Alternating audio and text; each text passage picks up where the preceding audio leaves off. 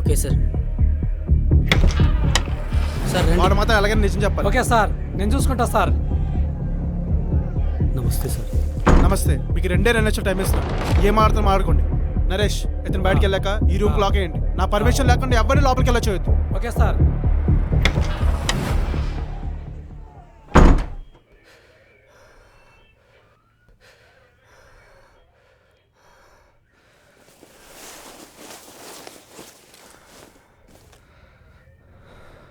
బాబు, నిన్నొక్కటి అడగనా?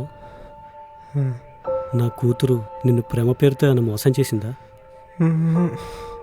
పోనీ నీ పరువు పోయేటట్టు ఏమైనా ప్రవర్తించిందా? అయితే నా కూతురు తప్పేం లేదనమాట. అది చాలు చాలు చాలు. సార్ సార్ ఆ, పదండి సార్, టైం అయింది. సార్ వెళ్దాం పదండి.